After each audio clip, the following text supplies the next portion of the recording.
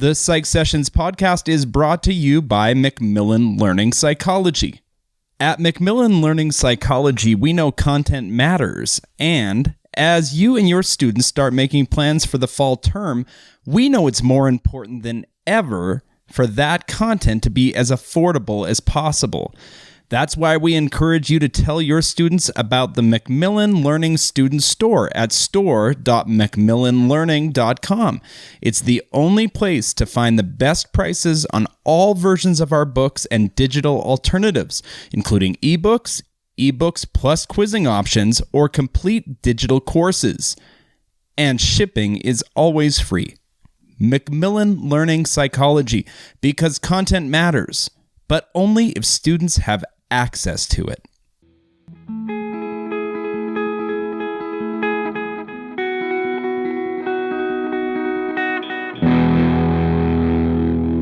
Hi listeners, Garth here from Psych Sessions.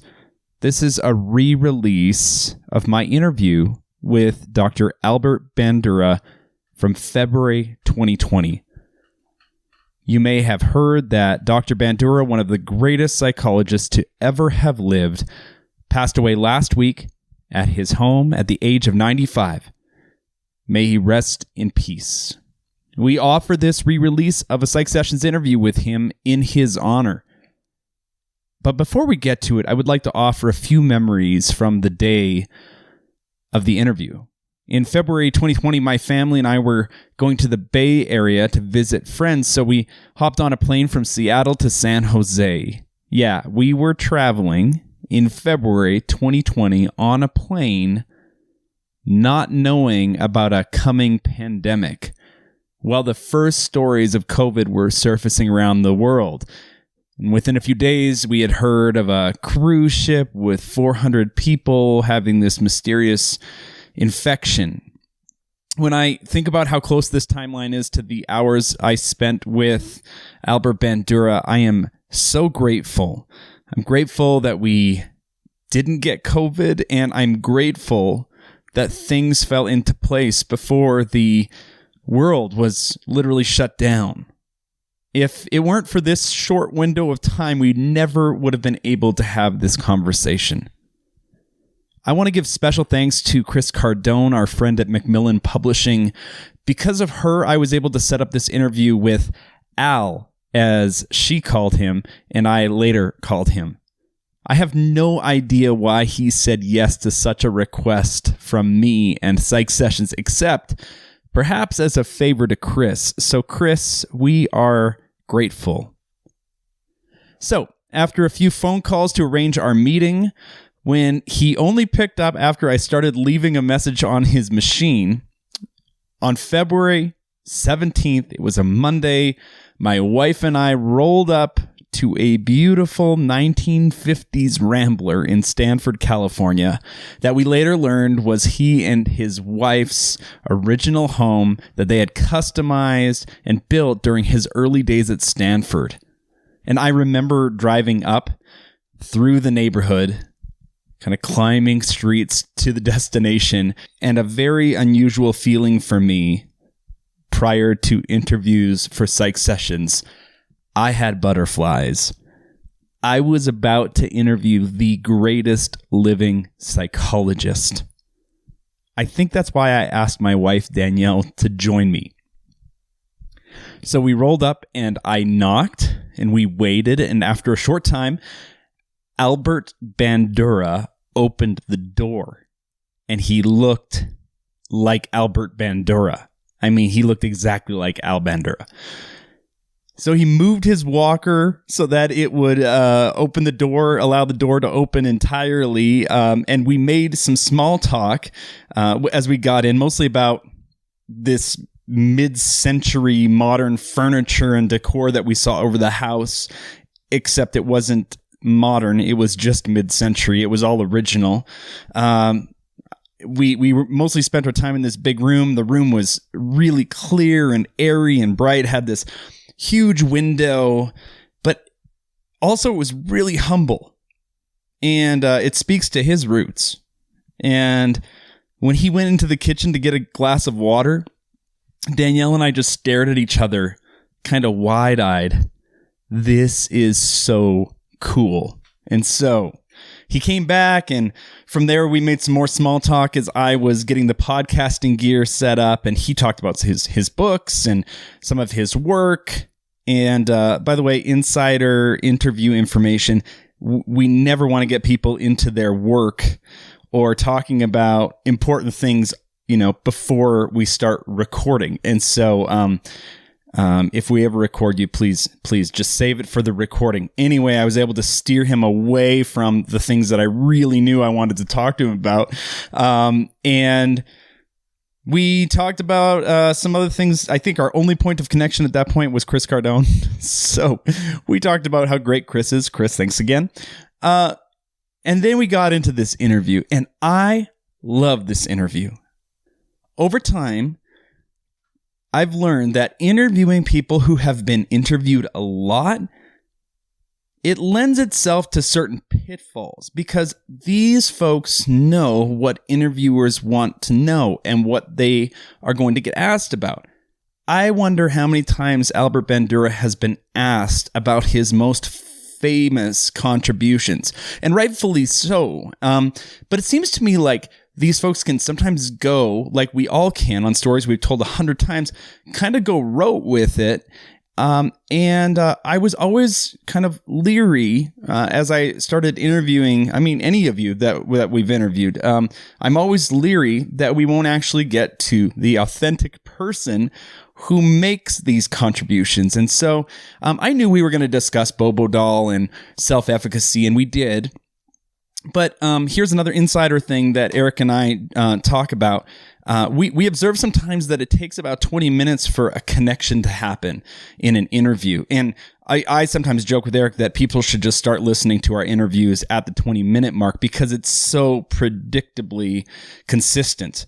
But it is the history of a person and the personal stories that I find most interesting and most authentic. In this particular interview you are about to hear, or hear again, we did get to the personal and professional stories where I can say with confidence that we really learned about Al as much as we learned about Dr. Bandura. I was fascinated about the testimony he gave to Congress when TV was just coming into people's homes, and thus violence on TV was just coming into people's homes, and they wondered, what effect does this have? And his recommendation had, and professional opinion, had a backlash from the public and big organizations. And I was impressed by the courage he showed as a young faculty member, and impressed by the dean who encouraged him to give him hell. I can't remember if those were my words or his on record, but you get the idea. I also loved hearing about his Canadian upbringing in Alberta, just one province over from where I grew up, and him clearing trees to settle the land in the early 1900s, and the hilarious stories of being a young man working up north with rough men in Canada. And this is just so funny. Don't miss this story. I think there's a bear involved. You just don't want to miss that. Eric often kids about his favorite interviews and interviewees, so from listening and doing them. But Eric traps himself because every one of Eric's interviews and interviewees is his favorite, and I think it's because he has multiple kids, so he's well versed in saying you can't have favorites, but they're all his favorites. I'm sorry, this was my favorite interview. This is the favorite interview that I have ever had a chance to do, and I don't think any of you are going to fault me for that. After we chatted for a couple hours, Al brought Danielle and I to his home office just down the hallway. And he showed us his latest book, which had just come out, and explained that he was working on some new ideas at 94 years old. New ideas.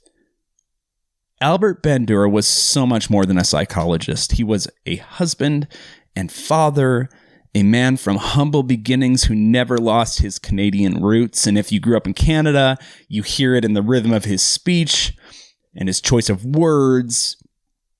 but he was also one of the most influential psychologists to ever live, making such important contributions to our understanding of human behavior. I want to thank you, the listeners, for your support in tuning into these episodes, which we never expected to become oral history, but many of them have turned into that. And I want to thank again Chris Cardone for arranging this meeting and sharing her friendship with Al with me. And I want to thank Eric, my partner, whose support is unending, who said to me, "You've got to go interview him," when I told him I was going to be in the area and I had this idea. And finally, my wife, Danielle, thank you for your presence on this day and for calming my nerves. And finally, to Al, I want to thank you for your kindness and generosity and opening your door to us, and for making me laugh and keeping me on the edge of my seat during this conversation. We will remember this forever. And so, wherever you are, may you rest in peace. Folks, here it is, a re-release of my interview with Albert Bandura. Thanks.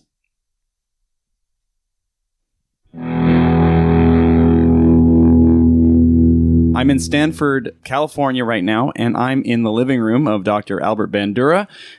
We have a studio audience for the first time here, and my wife Danielle is in the room with us.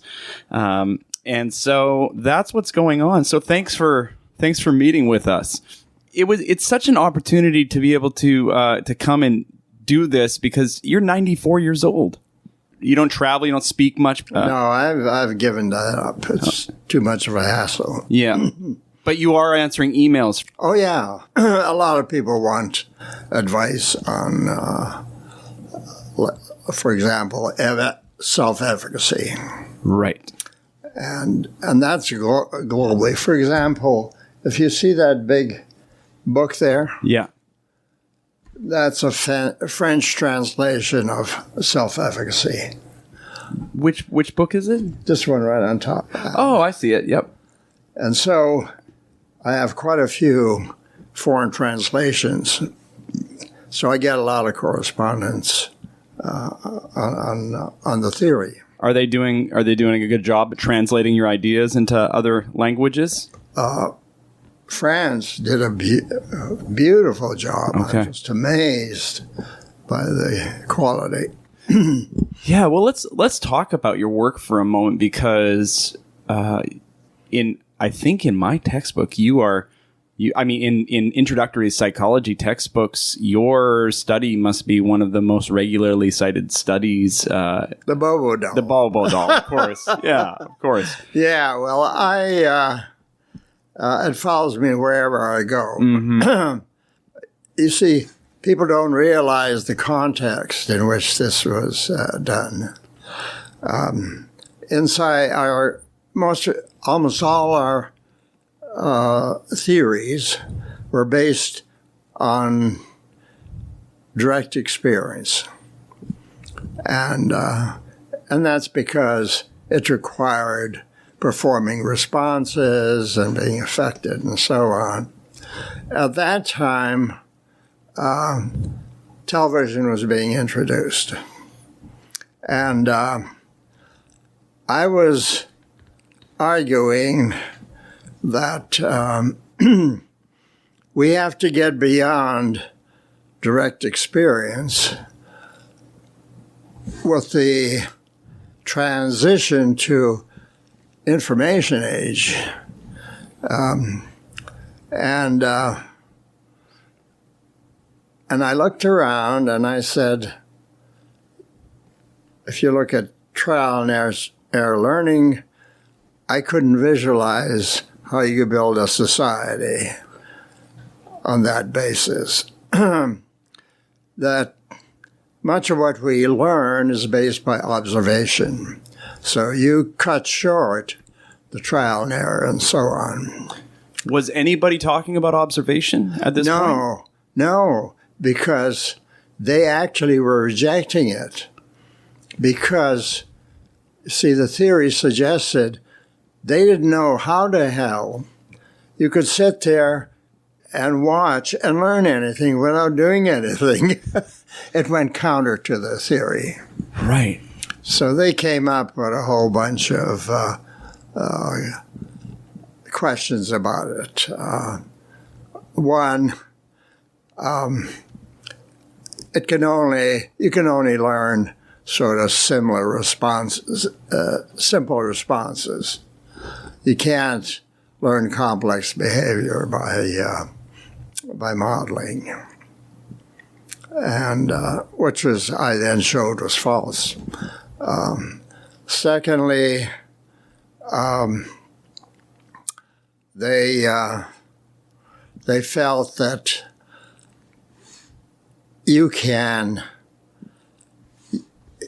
measure, you can learn responses, but you're missing the psychological determinants of it.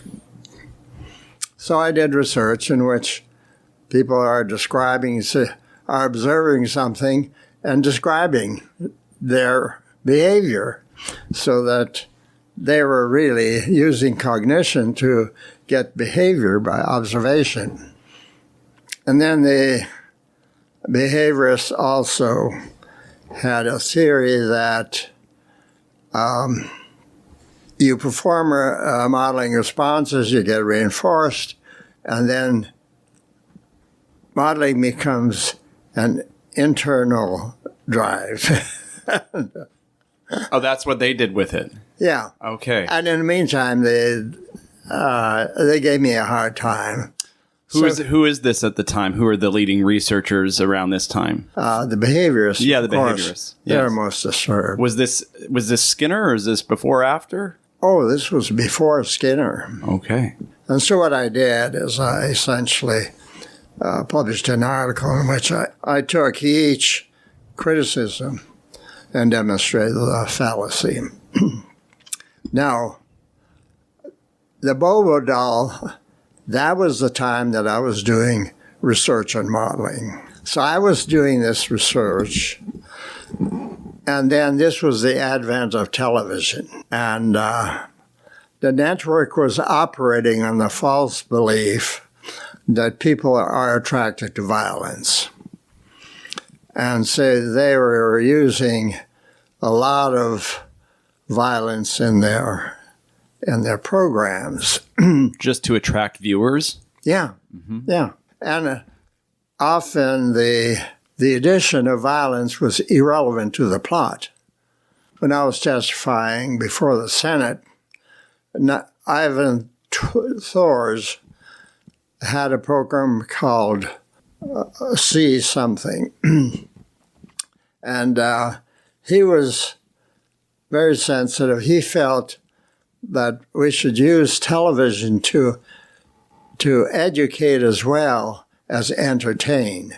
And so he had programs in which he was hoping to develop viewers' interest in oceanography, and he could get really very interesting plots.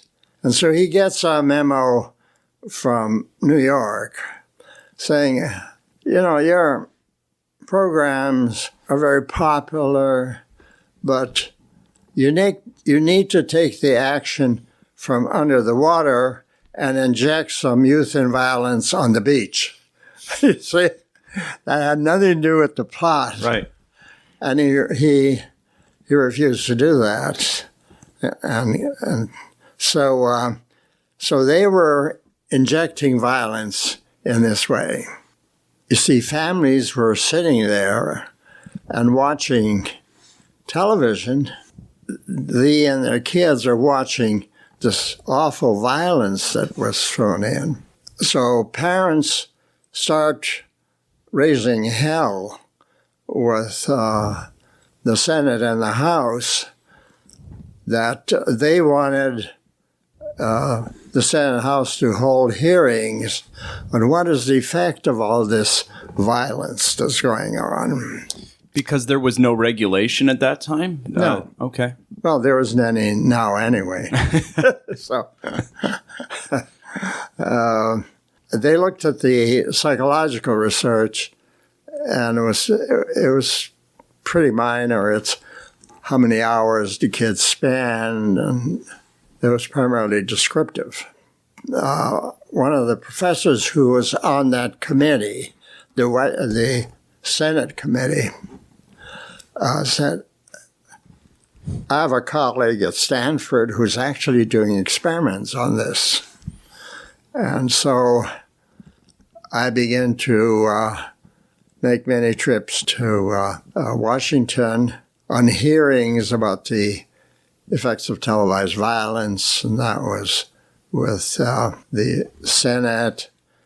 And then when Robert Kennedy was assassinated, they had a huge movement to try to study the causes of violence in society. And so What year were these Senate hearings that you were a part of? They must have been about late 50s. Late 50s. Yeah. And then they were putting pressure on Congress to study the content of violence, its effects, and so on. And so I was making frequent trips to testify. Well, the networks decided that they would kill my reputation. So they hired, there was a psychologist who they paid, and she wrote articles critical of research. The TV Guide had, I think, 7 editorials with titles like "Children Are Not Rats," and the Surgeon General is acting as though Rome was burning, and Bandura is the fire extinguisher. I mean, it was really bad. Were you did this upset you at the time? Because now you're laughing about it, but was it upsetting? Well, sure as hell. I'm a untenured professor, and this is appearing in TV columns and newspapers and so on. And I was just an acting professor then. And so I get called by the head of the department, and he says, Al, I've been reading the material that's being published in the public press, and I'm beginning to visualize my vita. And he says, I have only one thing to tell you. Now my heart is really beating. He says, don't let the bastards wear you down. And so wow. I got tremendous help from and then the dean would invite me for lunch, and that's to reassure me that the university will be behind me. Right, because that's the other big piece. Even if your chair is with you, the university's name is also being called into question. Oh, yeah. Yeah. And they got their lawyers, and they have to decide whether there's any legitimacy or whether I'm being attacked for my research. So that was kind of an interesting period. So I've heard you. It seems to me like maybe you don't back down from a fight very well, though, because even when you were talking about the behaviorists, you refuted each one of their criticisms, and now you have these public agencies coming after you, and you're gonna stick to it. It seems like there's something in you that doesn't easily back down. Well, in the case of the television, I had begun that program research before, and I felt very strongly. There are two ways in which you learn. You learn by doing and learn by modeling. And to have a theory that is restricted only learning by doing is a very narrowing theory of psychology. So that was the origin of it. And in retrospect, it seems to me that I'm always taking on topics that were controversial. Modeling was one. Then self-regulation was another one. The experimentalists and so on saying that self-regulation really is false. And I got it from the behaviorists, I got it from the Skinnerians, and then I got it from the neuroscientists. Self-control and self-regulation, these are fantasies. We don't have any awareness or control of networks, neural networks. That's where self-regulation exists. And so I argued that they are making the mistake of looking at self-regulation at the wrong level of control and also in the basis of control. And so this would be an example in which that was controversial and you get a lot of criticism for it, but I stuck to it. Another example, if we get to my early history, it was there that I became fully convinced of the tremendous importance of human agency. So I had research on modeling, research on self-regulation, research on the agency. These are not separate programs of research. No. These turned out to be the principal elements of agency. Most people probably don't know that, but that was the... Well, can I ask you a question about that? Because the theories that find their ways into, I think, introductory psychology books, or maybe the studies that are recounted there. For example, the Bobo doll study. Often they don't give a context to what was going on culturally, what was going on technologically. Do you think we've missed the point? Completely. Okay.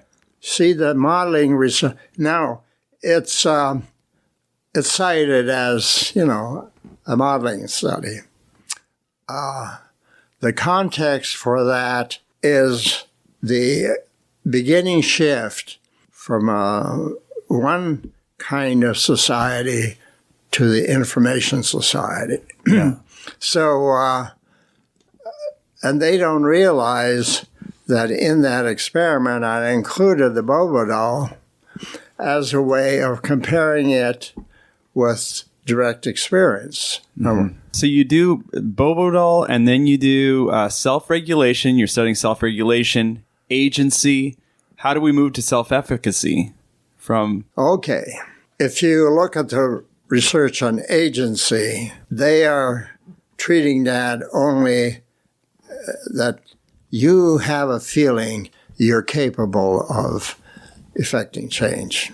And my research was suggesting that alone is insufficient, because you can make all kind of plans and goals but not achieve them. And so I was developing a new theory of agency.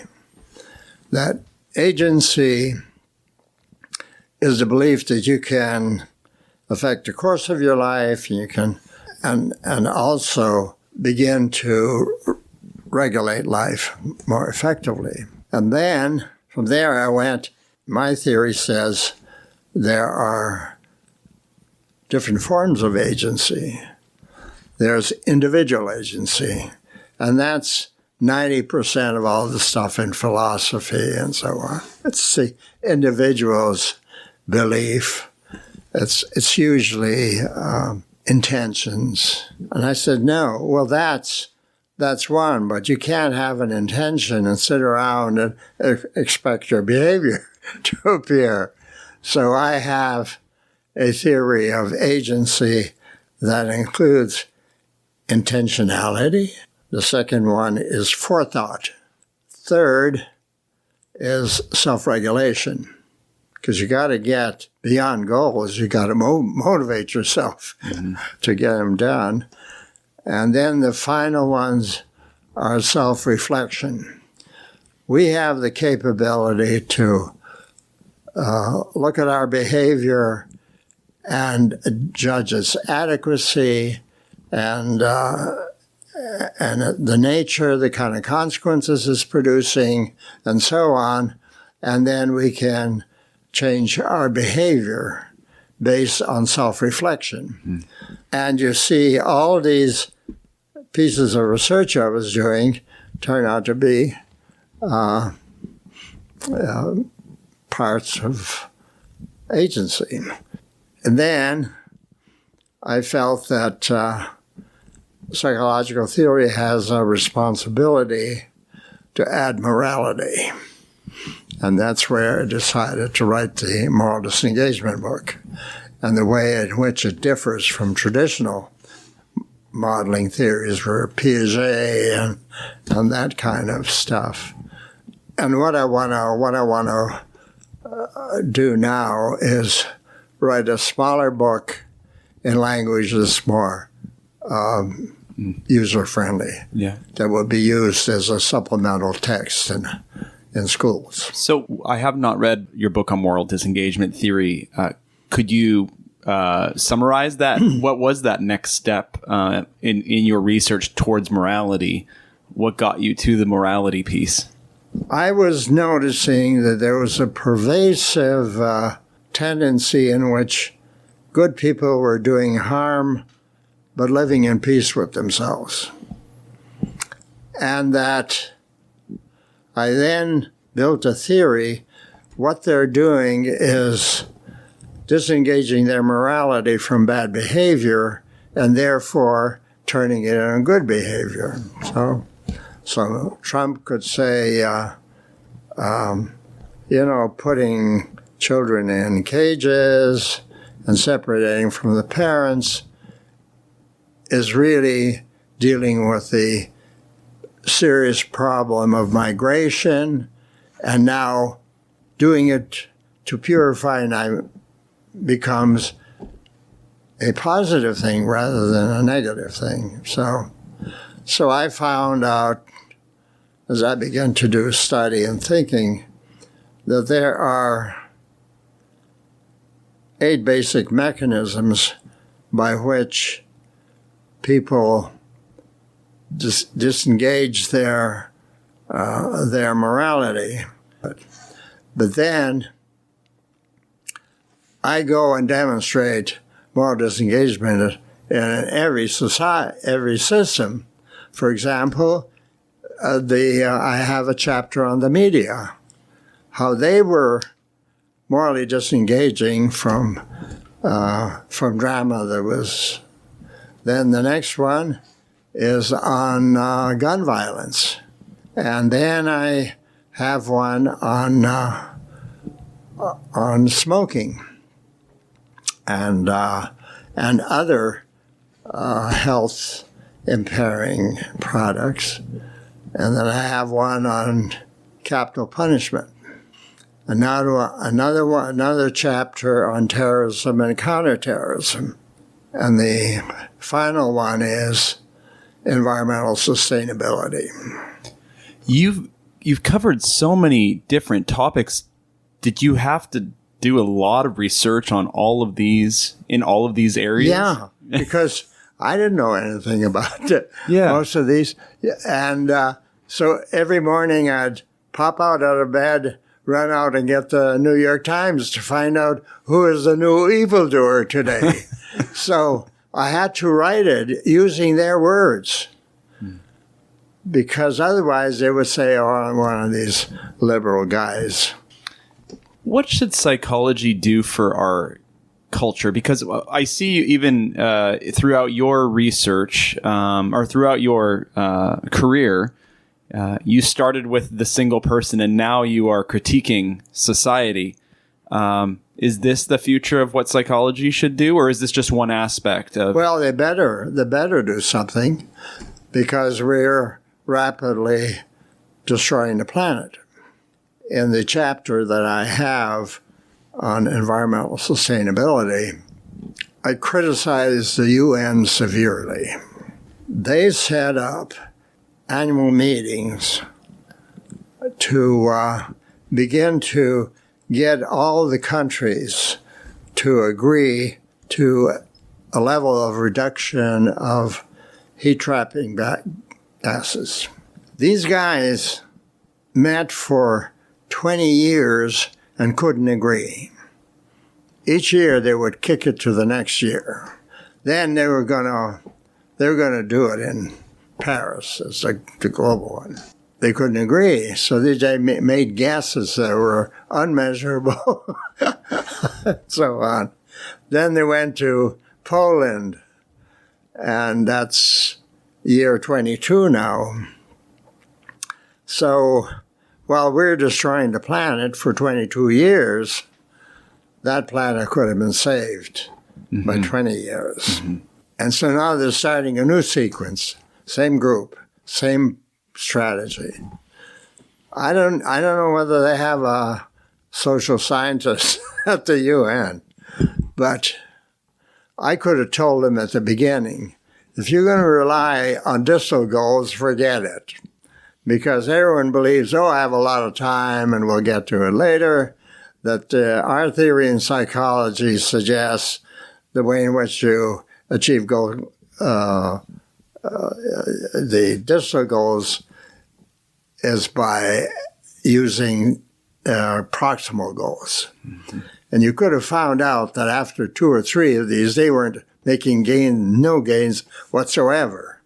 So this whole thing is UN spent 22 years on a faulty psychological model of change. And psychology has to go more global. I don't know, if you look at the American psychologist, is there much there on climate change? It would be hard to find an article. The reason is it takes time. If you're going to make change, you can't test it, a week later. So we do the research in which we can get quick results, and I can understand it. Scientists want to get promoted. I was not only addressing the morality, but also extended from the individual level to larger units, because moral disengagement needs a lot of players. All of them are very pleased with what they're doing. What year did you write the book, or what year was it published? 3 years ago. 3 years ago. Okay, yeah. So you had received the Medal of Science before this. No, after it. Oh, after it. Oh, okay. Yeah. I see. What was that like to have that acknowledgement of your career and contribution to psychology? Well, I got a call from the White House asking for my Social Security number. I assumed that was a fake. So I get another email. It's urgent because you can't get into the White House without clearance. So I called my daughter and I said, Mary, would you call this number? They probably want my my credit card and so on. And she called and said, no, it's real. So what's amazing about it is that you're there with all kind of physical sciences, medical sciences. This is not where there are many psychologists, I think. And that's the first interesting experience. The other is the experiences with Obama. You see. He comes skipping into the room where we're waiting, before the ceremony, and he's got a coffee in a paper bag, paper, and says, "Okay, we got to work. Line up." So you go and you line up with him and takes the photo, and he says, "Okay, bring the family." And so he says, "I had kind of an interesting experience on awards," he said. So they brought these kids who were doing very innovative research. And so I was talking to this one kid, and I said, "What does it do?" "Well, this shoots things." And he said, "Look, I'll show you." He pressed it, and it shot a hole in the wall. Oh, my. And he said, this little boy came up to me and said, "You have honors for big people. Well, why don't you have one for little people?" And he said, "That's a damn good idea." And so he was, he made jokes and expressed admiration for the fantastic scientists that were there. And Yeah, I've seen the picture. It looked like it was a very proud moment, a very unique experience that many of us won't have, to be honored like that. It's incredible. Because you think about it all the time. It was such a interesting one in terms of that whole atmosphere and Yeah. You're also an officer in the Order of Canada. Yeah. Yeah. Was that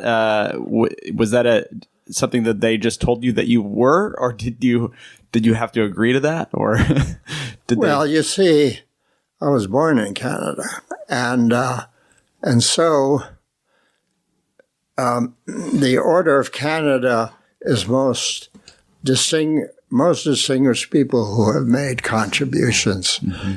So I didn't apply for it. I didn't expect it.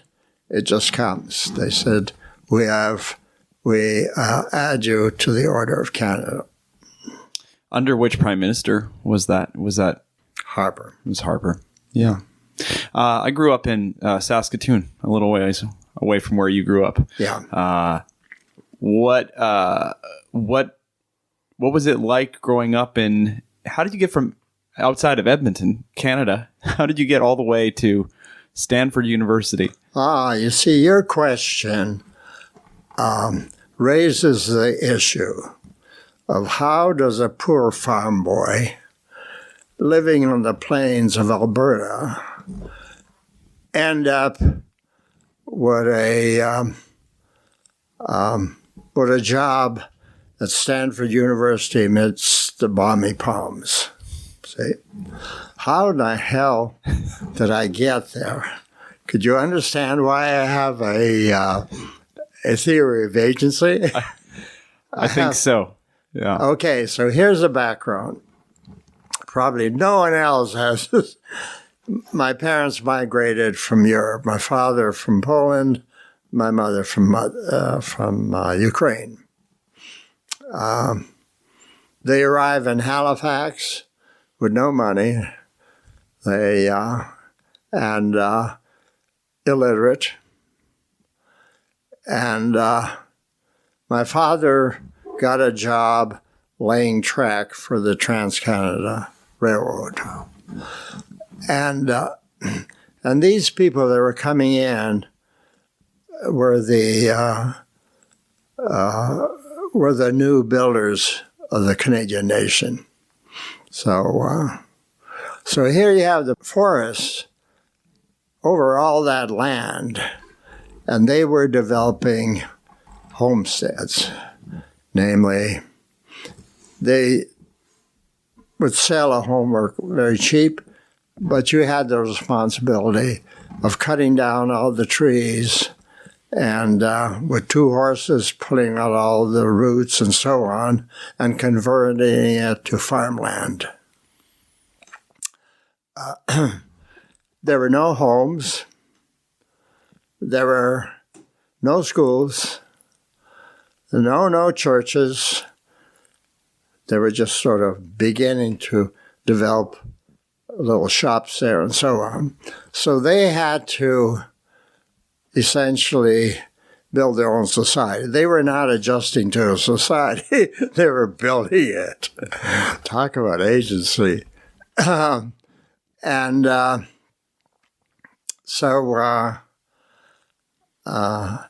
then when you bought the homestead, you had to send each year an annual report how much you had already turned into farmland.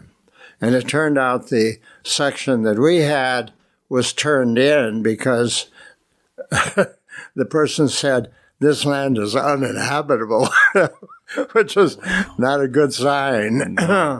So that's the background. So you grew up, you were born there, in that homestead? In that little town. Uh-huh.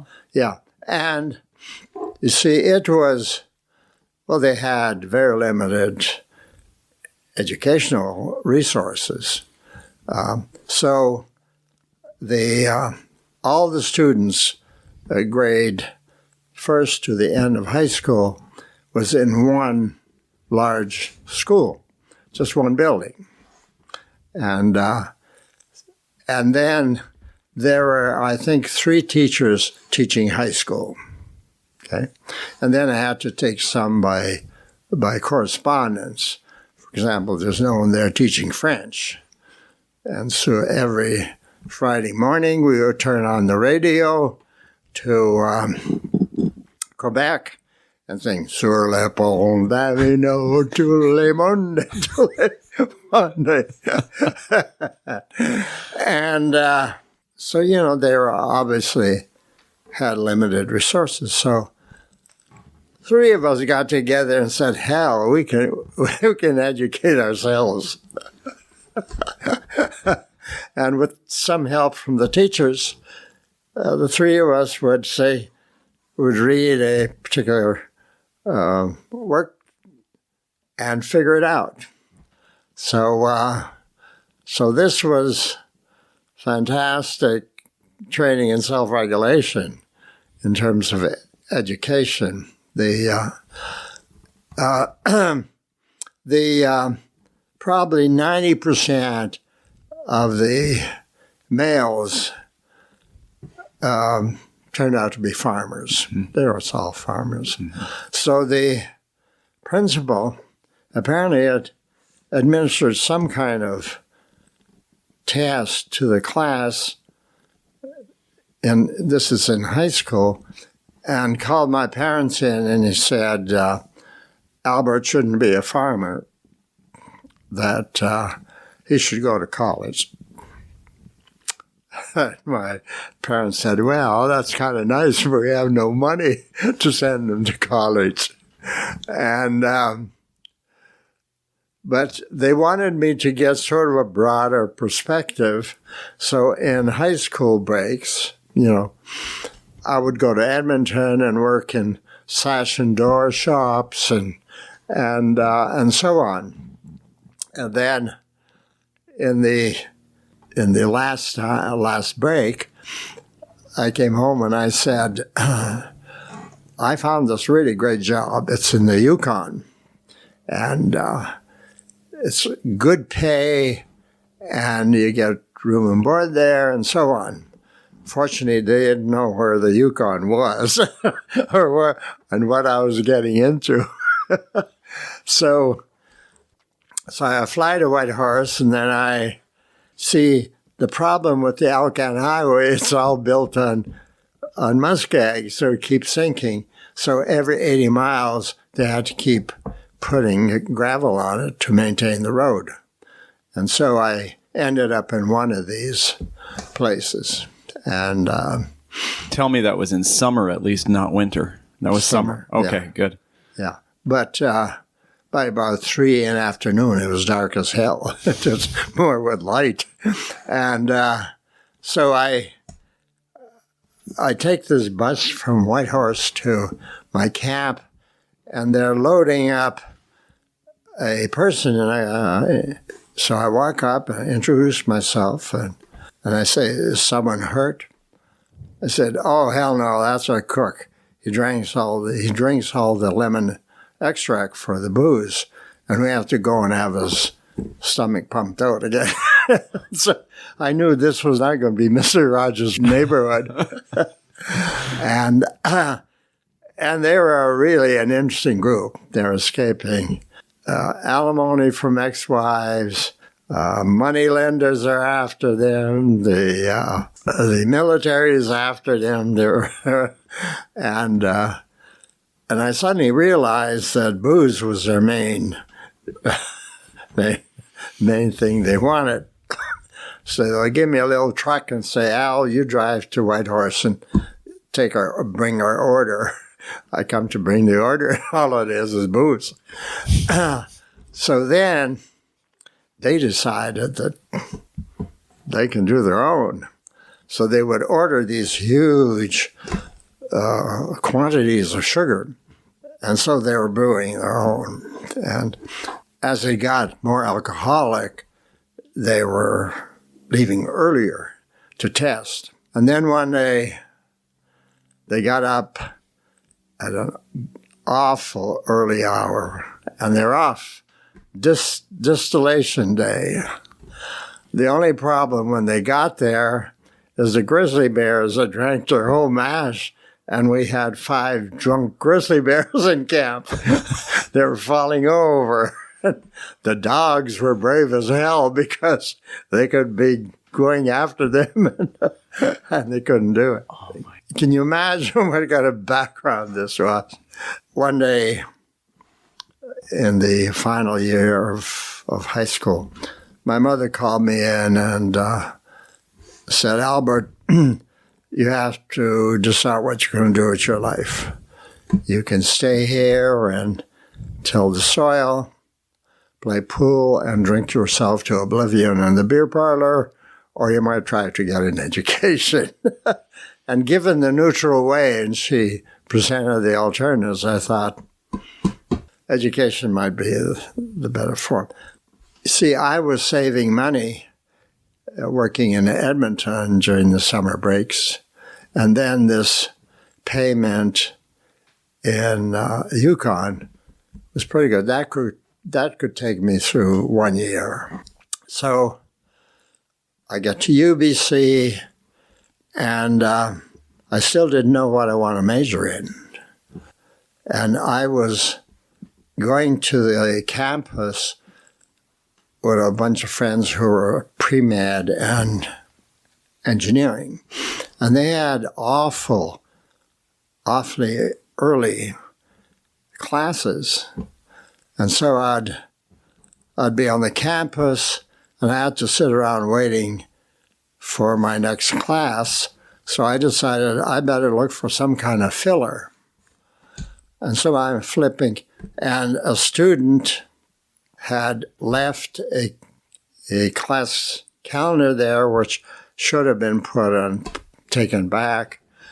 So I'm flipping through it, and I noticed this thing called psychology, which is a beautiful fit. So I took it as a filler and found my profession. Did you know what it was other than a good fit? Did you know what psychology was? No, I was thinking of it more like philosophy. Okay. But then I realized, oh no, psychology is different from philosophy. And so I decided that's what I want to major in. And so in the last chapter of this book I'm working, it's titled The Fortuitous Conditions of Life. And so, see, my getting into psychology was by fortuity. And then when I was at Iowa, I met my wife, Virginia, by fortuitous determinant. Namely, me and my friend were late getting to the golf course, so they bumped us to a later time, and there were two women ahead of us, and they were slowing down, and we were speeding up, and I met my wife in the sand trap. Had my friend been on time, that marital relationship would not have ever occurred. But then there was another earlier fortuitous event, and this was in British Columbia at UBC. We had to take 2 PE Ed courses in order to graduate. So I decided outdoor PE will be communing with the muses and so on. And this guy made us run around the track. And about 3/4 way through, I said, I'm going to die of a heart attack.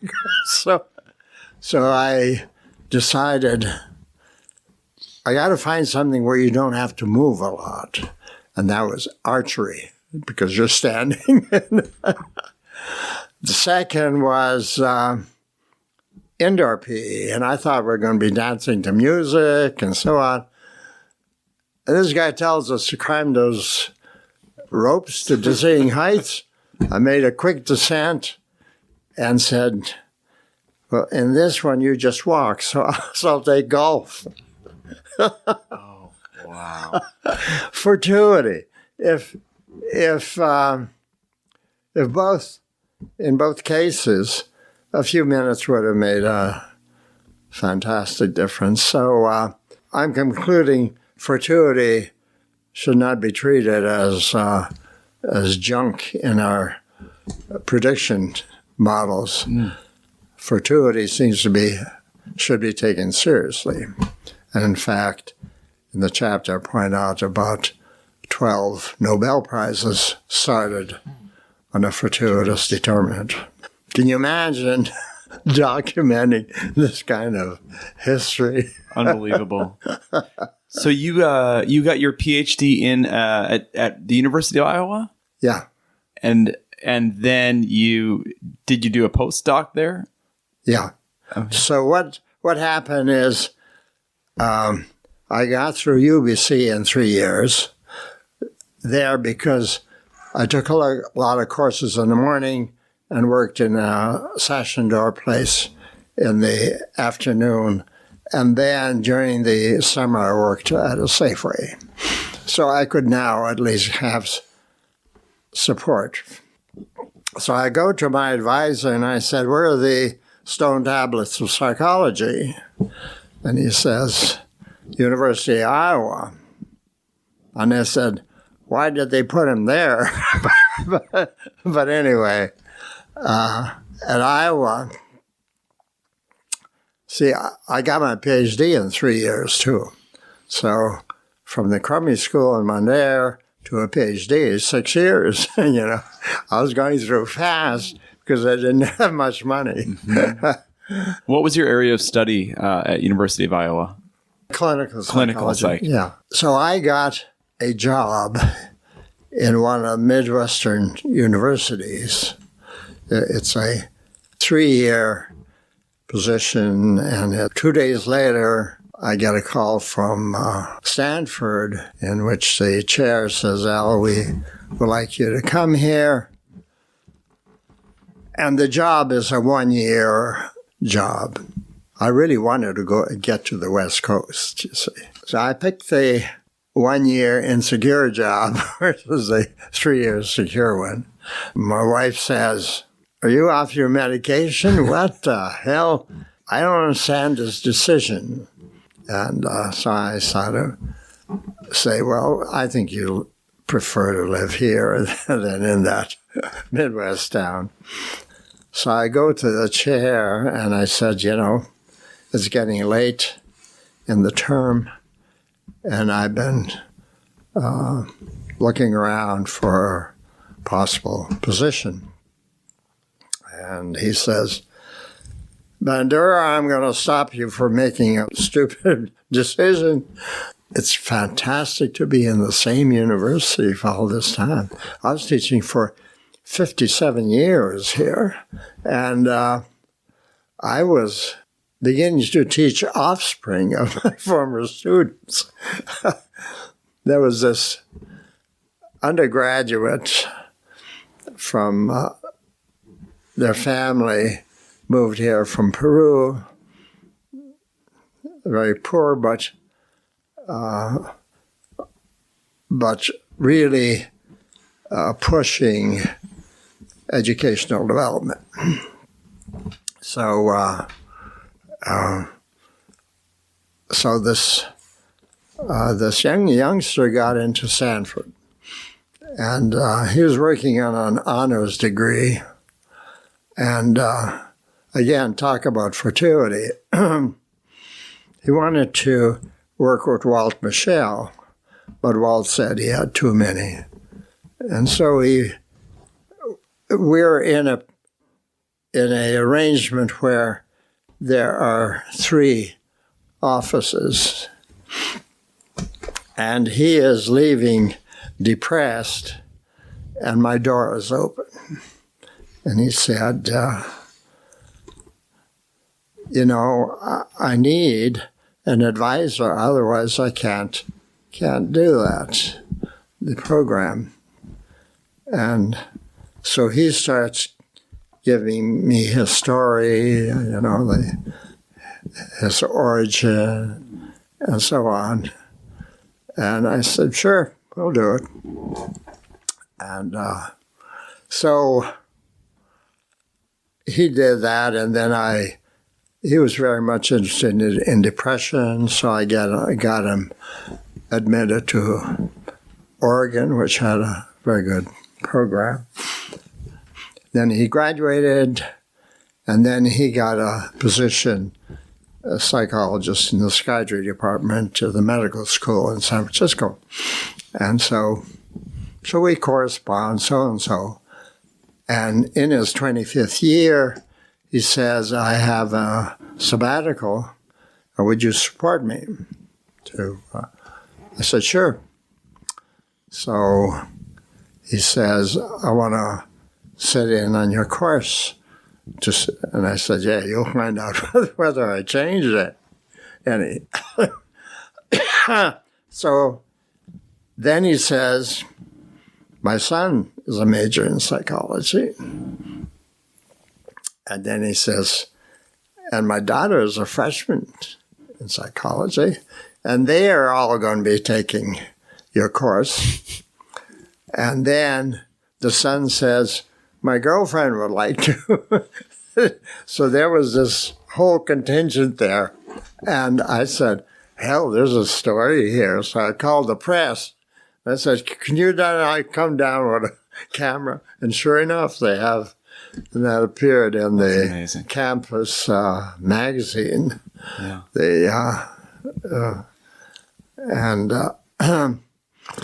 So the son comes, and, they have to write a pretty extensive midterm paper. And he says, "My father claims that he raised me according to your theory. Would it be okay if I write a paper on the congruity of your theory to his child rearing practices?" I assume that has to be positive because he wouldn't want to write one. Yes. No, he was just lying to me. And sure enough, he wrote this glowing paper. And then I figure I don't want to get to the third generation. So when did you teach your last class at Stanford? I think I was about 85 then, sometime. About 10 years ago. Yeah. About 10 years ago. Wow. And you've had this long career. You're still writing. You're still reading, it sounds like. When you think about, I don't know if you think about legacy, not everybody does, but when you think about what you've left to the discipline, what are you most proud of, or how do you think about that question if you do? See, I've never been dissuaded by criticism. And so I'm pleased with the way in which the stuff I was doing got picked up. Someone was introducing me an award in the field of health. And so she started out by saying, if you have a paper that's published 10 times, that's pretty good. If you have a paper that's published 100 times, and then the next one was if it's published 1,000 times, that's phenomenal. So, now here's the results of Bandura's work. Moral disengagement, 90,000 times. Another one, thought and action, 85,000. And there's a third one, which is in the 80 or 90,000. So it isn't that it's been published and after a couple of years it dies. Mm-hmm. The other thing that I like is the emails I get. I have my email work in a form that I can send things that look like form letters in my emails, but are really quite personal. So I get one from Mexico in which he writes that I don't feel that I can achieve anything, and you get the whole depressive. So I write to her and said, life is full of setbacks, inequalities, failures, and so on. But these are the natural things that occur in our lives. Don't let these things interfere with what you want to become. And because those are sort of the natural parts of life and so on. So don't put too much emphasis on them. So a year later, I get an email saying, that email you sent me? She said, I now feel confident as a teacher. I feel very confident as a wife. And so she goes on. So these are the kind of things that really make a difference in your life. So you've taken all the research, all the years of experience that you have, and now you can actually almost the way a clinical psychologist would can help someone. Yeah, oh yeah. Yeah, and use agency and self-regulation in a very, very hands-on way for people. Oh yeah. So I have a long list. I should show this to you. I have a long list of papers. Students write to me, and this would be at all levels, and a lot are coming in from other countries. They ask about a particular issue, and then I go into my papers list, and it's right there, and I list to the secretary, send them 32. Interesting.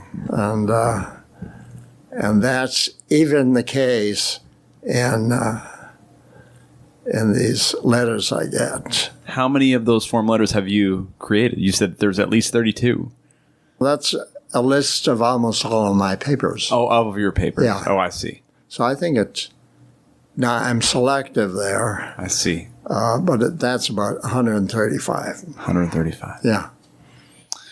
Well, I would love to see those. Sure. And I want to thank you for sitting down with me and doing this. I know for you to open your home to us as strangers is really, really meaningful. And I think that our audience who are teachers of psychology, this is going to be some very meaningful context for them. The next time that they share one of your theories. And the Bobo doll. And exactly. When they teach on that next time, they will have more to share about it. And I hope that we all represent you and your research well in our classes. So thank you so much for doing this. I really appreciate it. I hope it was okay for you. No, it was fun.